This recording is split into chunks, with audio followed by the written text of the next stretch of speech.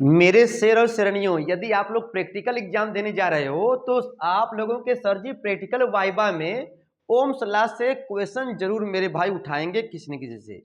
तो मामला गया फर्स्ट सर जी ओम का नियम, ये क्लास 10th में भी मेरे भाई है और क्लास 12th में भी है।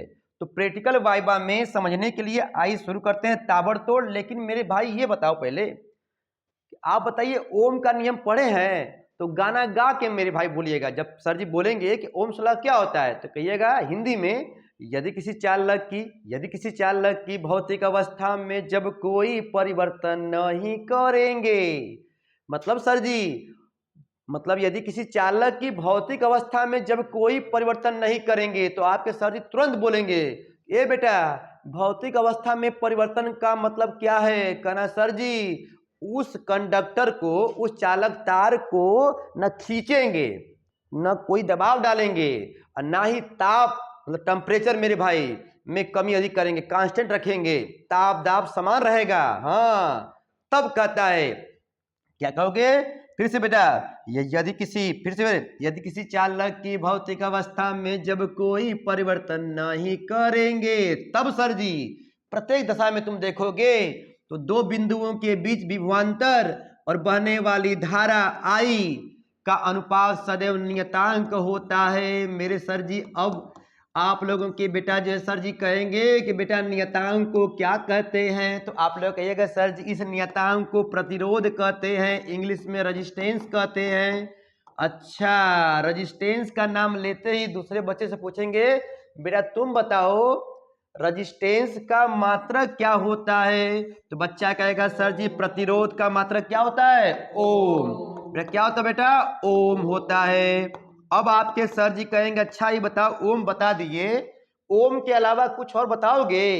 तो मेरा शेर जबाज प्रैक्टिकल वाइबा जब देने जाएगा तो कहेगा सर जी फार्मूले में दिख रहा है V by I equal to ये R हो जाएगा और इस R का मान मेरे भाई देखो V बाई आई, V मतलब वोल्ट, V मतलब वोल्ट, V मतलब वोल्ट और I मतलब एम्पियर, मतलब वोल्ट पर एम्पियर भी हो सकता है। अब आपके सर जी प्रैक्टिकल वाइबा में पूछ सकते हैं कि बेटा ये बताओ ओमी पथ के बारे में तुम जानते हो? ओमी पथ, तो कहना अरे सर जी जो ओम के नियम का पालन करेगा, जो ओम के नियम का पालन करता है उसे ओमी पथ कहते हैं और जो नहीं करता है तब अनओमी, क्या बोले? अनओमी पथ कहलाता है। सर जी पालन करने का मतलब ये हुआ यदि वोल्टेज करंट के बीच, देख बेटा यदि वोल्टेज और करंट के बीच यदि हम लोग ग्राफ खींचते हैं और वो सीधी रेखा में होता है तो भैया सीधी रेखा में होने का मतलब हो गया कि यहां पर ओम के नियम का पालन हुआ है। और यदि मेरे भाई ओम के नियम का पालन नहीं होगा तो वोल्टेज और करंट के बीच खींचा गया ग्राफ मेरे भाई क्या होगा? सीधी रेखा में नहीं होगा। कहेंगे कि अच्छा बेटा बताओ एग्जाम्पल बताओ अनोमी का, तो कहिएगा सर जी एग्जाम्पल हो गया अर्धचालक, सेमी कंडक्टर। ठीक है जी, सेमी कंडक्टर में पढ़े होना इसे मेरे भाई। जाता है यहाँ पर ये ग्राफ वाला और ऐसे ग्राफ देखो, ऐसे देखो ऐसे गया ये अचानक जो बढ़ता है भाई ये वाला ग्राफ, ठीक है ना? मतलब जो सीधी रेखा में नहीं होता है, जो सीधी रेखा में नहीं होता है। कहने का मतलब ये है कि ओम के नियम का प्रैक्टिकल, ओम के नियम से संबंधित मेरे भाई प्रैक्टिकल वाइबा पूछेगा, ठीक है ना? आएगा मेरे भाई तो आप लोगों का मुंह चलना चाहिए साथ साथ में। मेरे शेर और शेरनियों आप लोग चार्ट पेपर भी बना लीजिएगा, वीडियो बना होगा मेरे भाई जा करके देखिएगा, ठीक है ना?